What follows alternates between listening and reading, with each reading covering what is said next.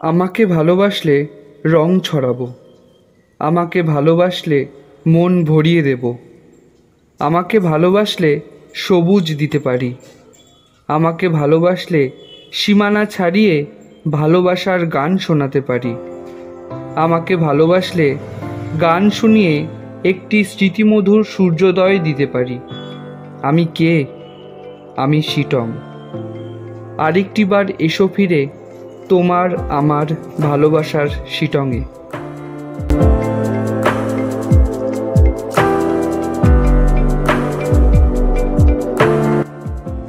তাহলে চলুন ঘুরে আসা যাক শিটং থেকে। শিটংয়ে যাওয়া আসা, থাকা খাওয়া কেমন কি খরচ হতে পারে তার একটা ধারণা দেওয়ার চেষ্টা করলাম। ভিডিওটি সম্পূর্ণ দেখার অনুরোধ রইল। বাড়ি থেকে টোটোয় করে চলে এসেছি নবদ্বীপ ধাম স্টেশনে। এখানেই 11:44 নাগাদ আমাদের ট্রেন। আমরা তিনজন নবদ্বীপ ধাম স্টেশন থেকে 02517 আপ কলকাতা গুয়াহাটি স্পেশাল ট্রেনের 3 টায়ার এসি স্লিপারে ভ্রমণ করেছি এবং ভাড়া মাথাপিছু 1048 টাকা করে পড়েছে। স্টেশনে এসে কিছুক্ষণ অপেক্ষা করার পরই আমাদের ট্রেন এসে হাজির। এই ট্রেনই আমাদের নিয়ে যাবে নিউ জলপাইগুড়ি স্টেশনে।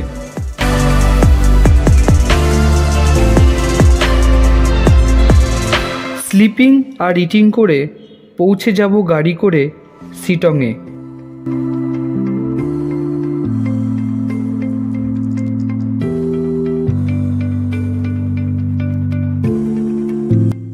অবশেষে পৌঁছালাম কিষানগঞ্জ স্টেশনে। ট্রেন 1.5 ঘন্টা লেটে চলছে।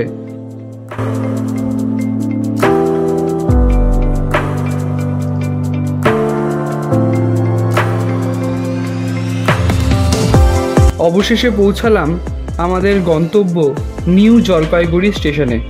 স্টেশন থেকে আমাদের গাড়ি আগে থেকেই বুকিং করা ছিল, সুতরাং ট্রেন থেকে নেমে গাড়িতে করে রওনা দিলাম শিটংয়ের উদ্দেশ্যে। স্টেশনে নেমেই আমরা পুরোপুরি অবাক। দেখলাম স্টেশন থেকেই দেখা যাচ্ছে ঝকঝকে কাঞ্চনজঙ্ঘা পাহাড় এবং এনজিপি স্টেশন থেকে শিটং যাওয়ার এই পুরো জার্নিতেই আমরা কাঞ্চনজঙ্ঘার দর্শন পেয়েছি। শিটং গ্রামটি দার্জিলিং জেলার কার্শিয়াং মহকুমায় অবস্থিত একটি লেপচা গ্রাম। এই শিটংয়ের উচ্চতা হল 4000 ফিট, কিন্তু এই গ্রামটি বাঙালিদের মধ্যে এক অন্য নামে পরিচিত, যেটা হলো কমলা লেবুর গ্রাম হিসেবে। শিটং যাওয়ার পথে আমরা কিছু ভিউ পয়েন্ট দেখতে দেখতে যাব। সেখানে যাওয়ার আগে এই রেস্টুরেন্টে পৌঁছে হালকা জলখাবার খেয়ে বেরিয়ে পড়লাম ভিউ পয়েন্টগুলি দেখবার উদ্দেশ্যে। आपका नाम? नमस्ते, मेरा नाम है पवन और एक्चुअली आई एम फ्रॉम शिटोंग और ये मेरा गाड़ी है। आप लोग मुझे इस जगह का नाम? इस जगह का नाम है Sevoke. This way goes to Siliguri और यहाँ से आपको शिटोंग जाने में लगभग 1 घंटा लगेगा। और अच्छे से थोड़ा आगे में रिवर साइड व्यू पॉइंट है। उसके बाद आपको मिलेगा जैसे कि आलड़ना पोखरी, मोनेस्ट्री। अगर कोई भी आना चाहते तो मेरे साथ आइए, सर के साथ कॉन्टेक्ट कीजिए। हाँ अच्छा ठीक है।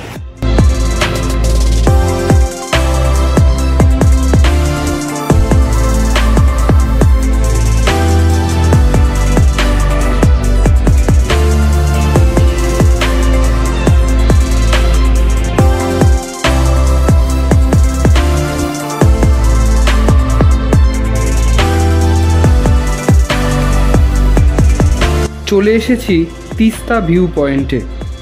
এখানকার অদ্ভুত সৌন্দর্য সত্যি ভাষায় বর্ণনা করা যায় না।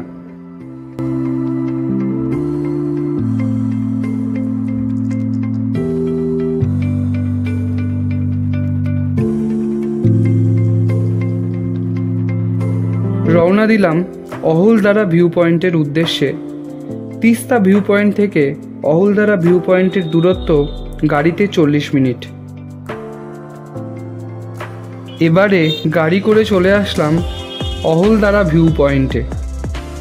অহলদারা ভিউ পয়েন্টের এন্ট্রি ফি 50 টাকা করে।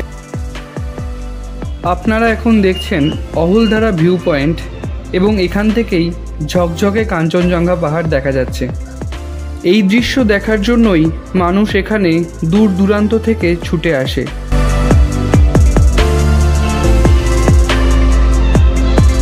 চারপাশের এই সুন্দর সবুজ পরিবেশ এবং এখানকার পাহাড়ের কোলে এই কটেজগুলো এই জায়গার সৌন্দর্য আরও অনেক গুণ বাড়িয়ে তুলেছে। নিজের চোখে না দেখলে এই সৌন্দর্য উপলব্ধি করা সত্যিই কঠিন। দুটি পাহাড়ের মধ্যে দিয়ে নদী বয়ে যাওয়ার যে দৃশ্য আমরা ছোটবেলায় আঁকতাম, সে দৃশ্যই আমরা এখন বাস্তবে দেখছি এখানে।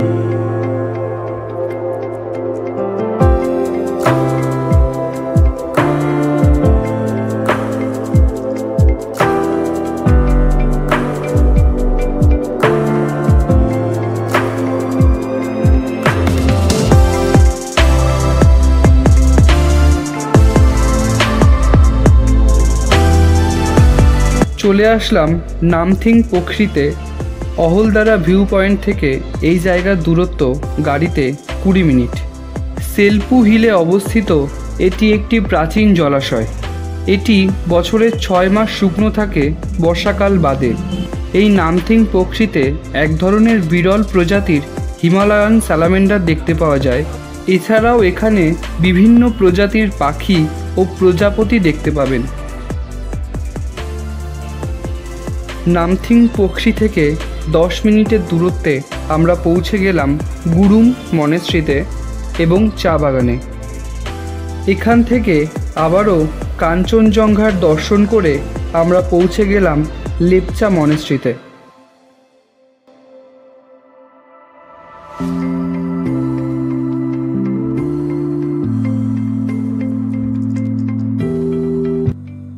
গুরুং মনেস্ট্রি থেকে গাড়ি করে 10 মিনিটের দূরত্বে চলে এসেছি লেপচা মনেস্ট্রিতে।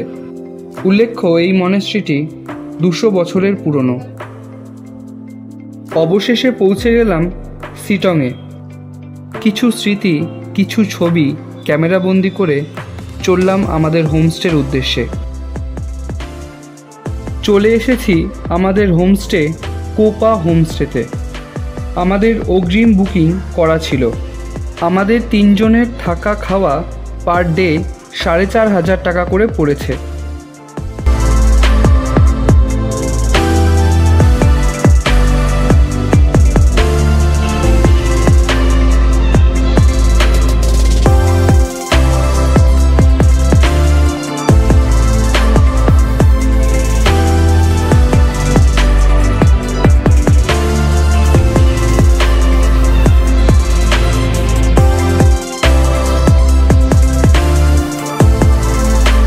আমাদের রুমের গেট খুলেই হোমস্টের বারান্দা থেকে দেখা যাচ্ছে কাঞ্চনজঙ্ঘার অপূর্ব সৌন্দর্য।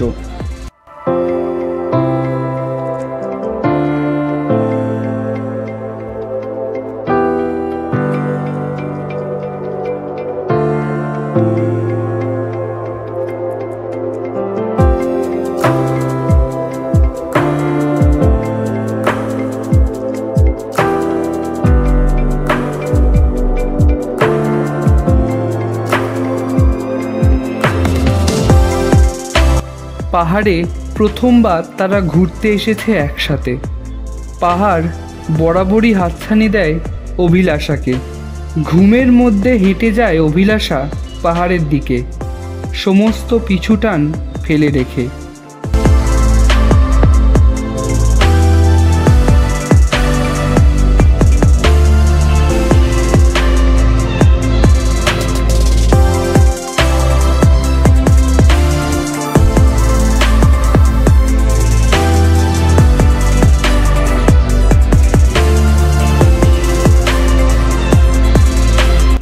সন্ধে হওয়ার সাথে সাথেই হোমস্টের তরফ থেকে লনে একটি ক্যাম্প ফায়ার জ্বালিয়ে দেওয়া হলো এবং আমরা সকলে বসে গল্প করতে করতে শীতটাকে উপভোগ করছিলাম। সন্ধ্যার স্ন্যাক্সে ছিল আনলিমিটেড চা, বিস্কুট ও সিঙ্গারা। এই হোমস্টের তত্ত্বাবধানে যারা ছিলেন তারাই নাচ গানের মাধ্যমে এই সন্ধ্যাটিকে আরও বেশি আনন্দমুখর করে তুলেছিল।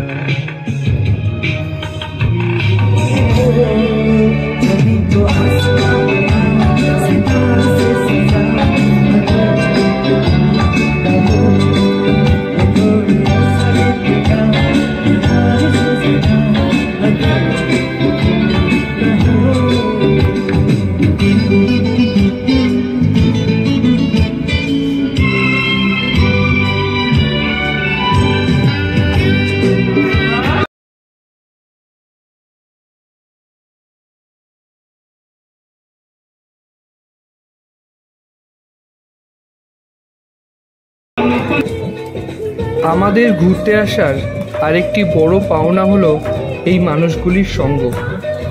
এরা কেউ এসেছেন কল্যাণী থেকে, কেউ বা কাঁচরাপাড়া থেকে। সবাই নানা রকম কাজের সাথে নিযুক্ত। এদের মধ্যে বেশিরভাগ মানুষের বয়স আমাদের থেকে অনেকটা বেশি হওয়া সত্ত্বেও এত যে এনার্জি থাকতে পারে তা চোখে না দেখলে বিশ্বাস করতে পারতাম না।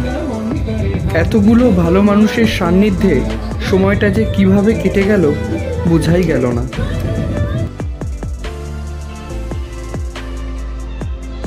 আমরা এখানে বারবিকিউ চেয়েছিলাম, যার জন্য আমাদেরকে আলাদা করে পে করতে হয়েছে। বারবিকিউ চিকেনের সাথে এই শীতটাকে আরও বেশি মনোমুগ্ধকর লাগছিল। বারবিকিউর জন্য আমাদেরকে মোট 800 টাকা পে করতে হয়েছে। যে দৃশ্য দেখার জন্য আমাদের শিটংয়ে আসা, যে কারণে শিটং কমলালেবুর গ্রাম নামে পরিচিত, সেই কমলালেবুর বাগানে আমরা চলে এসেছি। কমলালেবুর বাগানে ঢোকার এন্ট্রি ফি 50 টাকা করে পার হেড, কিন্তু গাছ থেকে কমলালেবু ছেঁড়ার কোনো অনুমতি নেই।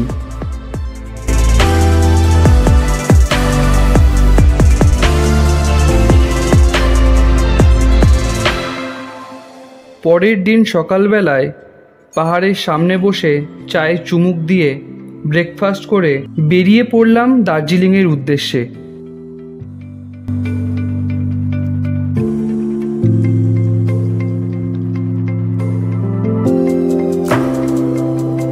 এই হোমস্টের বিল পরিশোধ করে আমরা রওনা দিলাম দার্জিলিংয়ের উদ্দেশ্যে।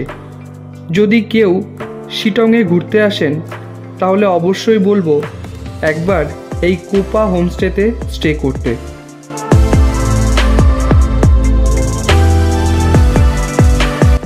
ইনি হলেন এই হোমস্টের ওনার। এনার নাম ও ফোন নাম্বার স্ক্রিনে দেয়া থাকলো। আর এই মানুষটির ব্যবহার সত্যি এতটাই সুন্দর যে পরের বার যদি আমি আবারও শিটংয়ে আসি, চোখ বন্ধ করে এই হোমস্টেতেই স্টে করব।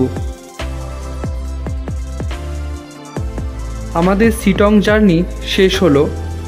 পবন ভাইয়ের সাথে কথা হয়েছিল এনজিপি স্টেশন থেকে শিটং পর্যন্ত সবকটি ভিউ পয়েন্ট ঘুরিয়ে আবার শিটং থেকে দার্জিলিংয়ে আমরা যে হোটেলটিতে থাকবো সেই হোটেল পর্যন্ত এই পুরো জার্নিটার ভাড়া 6500 টাকা।